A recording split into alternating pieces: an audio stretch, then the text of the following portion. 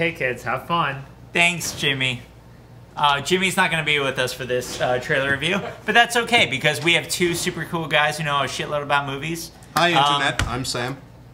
And I'm JS. And I'm Andrew. We haven't done this in a while. I think the Lego movie was the last one. I believe so. And hard to follow that one up, I think. Yeah. Right, right. I mean, that was a classic. This movie doesn't even have Batman in it, so I don't know why we're reviewing the trailer. It doesn't really make any sense to me. But it does have Keanu Reeves. But it does have Keanu Reeves. So 47 Ronin, the sequel to 46 Ronin, the underappreciated Japanese masterpiece. So numerically, this is somewhere between 7 Samurai and 300 in terms of small groups of people who have to battle armies. And now, unlike it's funny those that you movies, mentioned that because it actually feels like those two mixed together. Totally, it is a perfect blend of those. Unlike those two films, though, they're kind of defending their turf and defending like a village or their home. Right. This is all on the offense. These guys are trying to kill somebody who killed their master. That doesn't. I'm pretty sure that this is defensive. Keanu Reeves is clearly Japanese in this picture. And it is set in Japan. One can only assume. That to me, that's offensive. That's completely offensive. Yeah. That's offensive. No matter how you look at it. No, I think they're on the offense. I think it's very creative casting, and I'm very excited to get into this. So let's start. Right, let's start this off. Let's do this. Now, this was cut by a wild card agency. Okay, before we go any further, we gotta go to this guy. This guy's name is Rick Genest, and believe it or not, that ain't makeup. That's his face.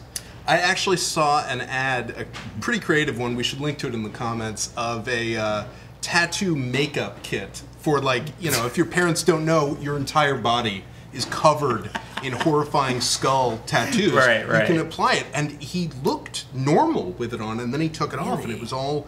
I mean, so you've seen this guy he's without... actually in a lot of, like, you see him in pop cultural things. This is interesting. I don't know if he's been in a movie of this scale before. Right, yeah. Certainly not in a role this big, so... He is one of the character posters, so I assume he's going to be kind of a big character in the movie.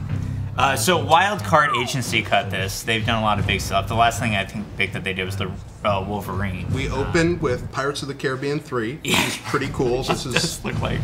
All right, now this is one of too many, in my opinion, just title cards. Yeah. There's so many. There is about one too many. And we've killed and all of them the right amount of time, and then words at a time. Yeah, it's only 1 or 2 words at a time. And it's the kind of thing you do when you have a foreign language film. Yeah. Yeah, like this is what modern kind of campaigns do when they have a foreign language film. They don't want you to know it's a foreign language film, so they never show anybody talk. Yeah. Which is funny because this is in English, I think. Well, Reeves has said that the movie is going to start in Japanese. Right. Yeah. And then open up with English, which is fantastic. So it's going to be like really Hunt for Red October, where or like the beginning of 13th Warrior, a movie that, in my opinion, I love 13th Warrior. It's a good movie. And in my opinion, pictures like this fit very smoothly into that archetype, and I love seeing these. Like, I'm a big fan of the original Conan movies, and this sort of seems like it's in that vein. I'm very excited about it. Totally. Valkyrie did that as well. You guys remember that? Totally. Valkyrie started with German and then just kind of blended into English. We got 14,000 more title cards to get through, so let's see. Let's get through this. So a lot of smiles. But you'll notice it's primarily a Japanese cast. They beat up Wolverine right here at the funeral. Russian director. So let's talk about, Carl, Eric. All right, for the warning, we're going to say a lot of names.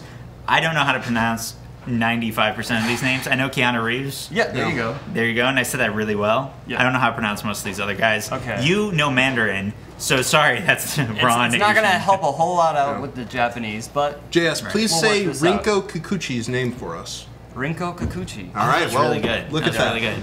All right, so the director is Carl Eric Rinch. Yeah. Thank you. Now, we saw before we did this, you can check it out on YouTube, a short film he made called The Gift. Oh, it's beautiful. Which is really exquisitely shot. I did not know he did that. That is a fantastic... Oh, you saw that? Yeah, that's an amazing piece of work. Yeah, it's totally cool. I mean, it's a little empty dramatically. It's a little empty dramatically, which is to say it was directed by a contemporary Russian director. No offense, Timur Berkman-Kaviev. I can't say your name, but a lot of things you see at this scale that come out of Russia are very visually flashy. They are like they feel kind of like contemporary Japanese directors, and Totally. they take like an American genre type and then just do it to the nth degree. Where Even their like, subtitles have to be like 3D and yeah. So if you want to know why Universal hired a first-time feature-length filmmaker to do a $170 million samurai movie starring Keanu Reeves, check out The Gift, and maybe that'll answer the question. It's quite visually interesting. Yeah, we will link to it below. I'm We sure. will. And most of Wrench's work was sci-fi, which is kind of strange that they've got him doing an 18th century Japan fantasy. I mean, this is, you know, I'm admittedly I did not get my minor in 18th century Japanese history. However, you do notice there is a preponderance of ogres in this. Now, if I remember the. This looks really good, though. I have to say, this fight looks really awesome. It does look pretty cool. I'm gonna cop to it right now. I'm very biased in this review. I'm incredibly excited for this movie. Really? Like, simply the fact that we're seeing fights that are one person to one person. I'm not gonna lie, it would be very nice to see a big, stupid action movie in which literally millions of people are not killed. And this is exactly what it looks like to me. I'm a big fan of fantasy sword and sandal epics. Totally. And this looks really practical to me. I mean, I'm sure there's a lot of CG components in here, but you know, looks like they looks very well done. It also looks like the 300 Yeah. for Revenge. And here we go, our first name. Now this is Hiroki Sanada. Haruyuki Sanada. Thank you for that. Guess you know what? Now I'm just going to point to He that. was also The Twilight Samurai, a great film from about a decade ago. He's the star of that film. Right. And so he is sort of leading up the 47 Ronin who are on this quest to avenge their master. He's leading it up maybe actually in the narrative of the movie and for Japanese audiences. Right. But let's not kid ourselves. If you're Keanu selling Reeves. this over here. Look who's taller in this frame. I mean, that says it all. Almost certainly every fan of the movie. Keanu is taller than those horses. But it's interesting, they actually shot every scene of this movie first in Japanese and then in English, just to get all of the actors a little more comfortable with what they're dealing with. Right. By the way, I did not simply have you say Rinko Kikuchi's name because it's very interesting to my ear. She is in this movie. Yes. And I really liked her in Pacific Rim. I thought she was great in it. She was great. However, it would be really nice to see a bunch of Japanese actors speaking Japanese and not sort of being forced to do English, which is fine. She really acquitted herself quite well in that. She's and one of I've my heard favorite her things about Pacific in Rim. Junket speak it fine, but it always does sound a little weird. Right. I would love if Keanu Reeves had to speak Japanese off of key cards, and sort of they dubbed it in this. I think that would be a good sort of like reversal. Will Ferrell did with Casa de Mi Padre. Yeah, exactly. I think that would have been really great. A big fan of the Casa de Mi Padre. Now you school were of talking filmmaking. about pirates. This, I mean, not just because of the ships, but it has a very unique kind of visual sense. Somewhere in between Tim Burton and Core Verbinski, somewhere in the realm of fantasy. Well, like it's Speaking of Kikuchi. yeah, it's American directors done to the nth degree. Right. Again, Right. bigger. Can we just go back to how far her neck goes back? Oh yes, let's.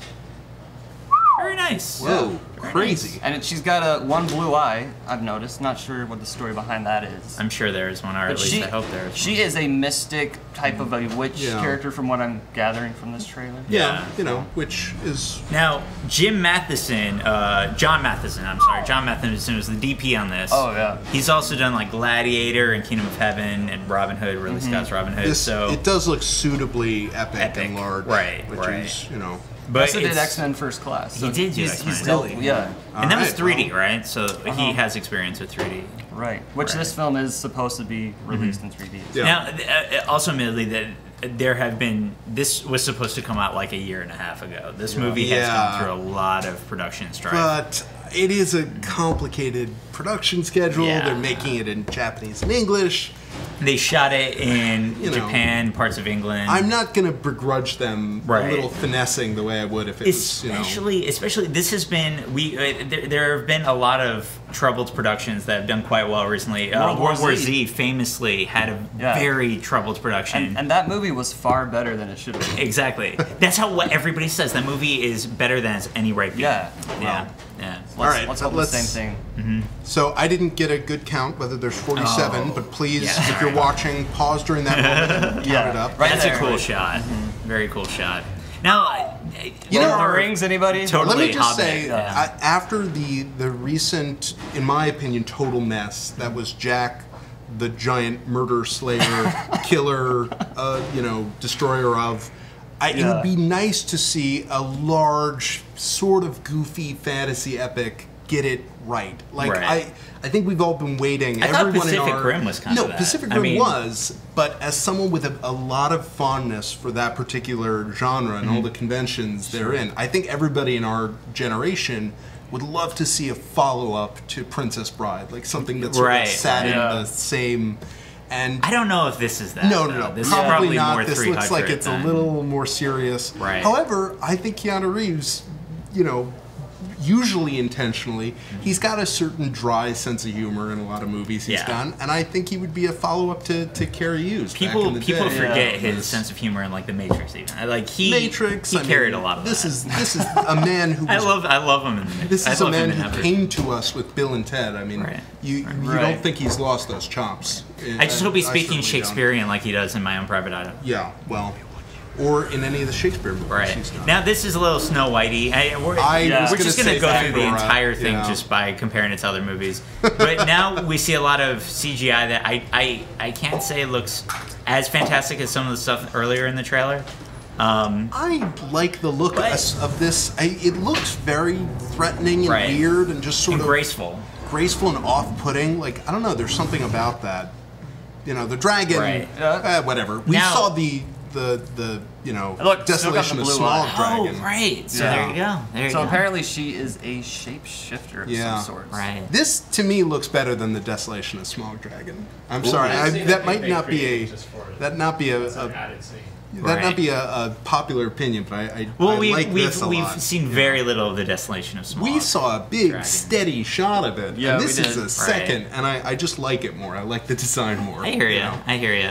So now we hear that this scene was actually added after they did their initial shooting because there wasn't enough Keanu Reeves in the movie. Or enough giant blue-eyed dragon. There's a dragon. And this is all conjecture, but it's based on rumors. We want to say that, but we don't know even if this scene was directed by Carl Eric. Really? But it might have been. It's one of those things where, like, there hasn't been a lot of official statements, but we know the production dragged on. We know it went way over budget. He is a first-time filmmaker handling a $170 million budget. I mean, yeah, but there are some set pieces here that, if they followed through on this, I'm very excited about this movie. Really, frankly. totally. This looks like Conan, but with a total misunderstanding of Japanese history and a total understanding of Japanese culture. This actually looks like, it doesn't look authentic, but it looks like they kind of get, like, Japanese anime manga. It has this weird obsession with Western culture and German culture especially, but it gets it all wrong, and I think it's fascinating when Western filmmakers do that to Japan. Like, do you think this is doing to Japan in this century what they did to 1920s New York in the shadow and noir expression? Oh, well, I mean, let's not compare it to the greatest film ever made. The Shadow. I didn't bring The Shadow. There's not a day that goes by that Sam doesn't talk about how amazing The Shadow is. To be fair, it is the greatest film ever made. But there's something about this that looks, it really does look like Pirates. It's played really big. And honestly, I love Pirates 1 and 2. I mean, say what you will about 3 and 4. They're not good movies by any sense of the term. But in my opinion, Pirates 1 and 2 are fantastic fantasy movies. And this absolutely looks like it fits into that pantheon of filmmaking. So pretty excited. Any movie that has a man who really has those tattoos firing those guns. And Pandora. And a little Jacob's Ladder action here. Jacob's Ladder Monk, which, I like that effect. That's really calling cool. that band name right now. You wonder where all the monks go. They must clear out for this fight, but now they're back. I guess so. Maybe it's one monk. Do you remember? All right. Do you remember in Attack the Clones? There's that assassin, and right before that assassin, like went and then died. Like her face turned into Her face turns into exactly what that thing looks like. Just the awkward bulge of pussy face gunk. Yeah, and yet I think this is already much better More directed. entertaining. This trailer is much more Right. entertaining than all the prequels. So we've been waiting for this trailer for a long time. Like Yeah. we kept on hearing like 47 Ronin, 47 Ronin, 47 Ronin. It's been in the works for quite a while, and now we finally see. By the way, pause it just 1 second. I've got to ask. Right. Do you think the design for the samurai we've seen a couple of shots of, big silver guy, you think it was finalized before people started seeing footage leak out from the Wolverine, which features Totally. the character, The the Silver Silver Samurai. Samurai, who looks, Very I swear to similar. God, exactly Right. like this. They Even the same borrowed height. the character models Yeah. or something. I mean, obviously I'm excited to see both of those pictures, but it really does look a lot like it. Samurai from Sucker Punch, Right. which, True. again, it would be nice to see a version of Sucker Punch that doesn't suck, not to be too alliterative. But And it does share an actor with the Wolverine in Hirioki's. oh yeah, whoa. Please sorry. say again. Oh my God, we lost our notes. I was offended by what just happened. I know. Let us know if you In were this as well. guy, in that guy, Hirioki. Oh, okay, how do you... Yeah. Right. It's the same dude. Right. So, and also to play off the Western sensibilities with Eastern sensibilities, well, not even that, but just the interesting sensibilities in the writings. The writers are Chris Morgan, who did the Fast and Furious, like all the Fast and Furious 1 movies, through and 42, Wanted, whatever. and Wanted. Oh, a movie that But- was directed by Timur Bekman, can't pronounce his name, Right, if right. I'm not mistaken. Exactly. Yeah, Another so Russian director. he does have experience writing for Russians, I suppose. Right. And the other guy wrote Drive, so that's a good sign. All right, so be ready for like 40 minutes of no speaking, Right. pop music, violence. which Absolutely. Anyway, really kick it up. That's going to be the problem, though, is when they open their mouth, don't you think? Right. Based on those two writers. I You think know, the dialogue I is think not you're going to be absolutely one right. of the Hey, strongest higher points. Look, Yeah. I'm a big fan of the movie Conan. I don't know if I made that clear. Sure. So it doesn't bother me when people open their mouths and like, we got to kill the witch comes out. Like that does not. If I can sit through a Schwarzenegger movie,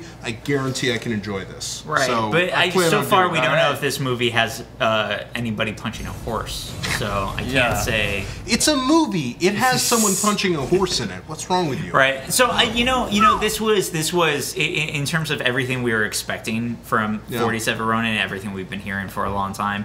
I think this pretty much lives up to kind of a surprise in what I was expecting. Yeah. I was expecting something to be visually stimulating and shocking. I'm glad they're getting this Right. big with it. I was worried that they were gonna basically play it as the movie, like as the story of the 47 Right, Ronin, like an right. actual historical epic. Right. It's good to see they have dragons. Right. You know. Exactly. It's not really a remake of the Mitsugushi film. Yeah.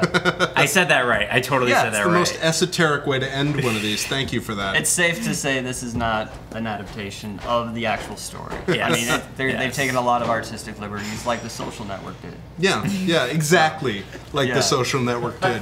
So on that note, let us know Right. what you expect out of Right. the 47 Ronin besides Sorkin-esque punchy dialogue in the comments below. It was good Right. doing this. I'm Sam. I'm Andrew. And I'm JS.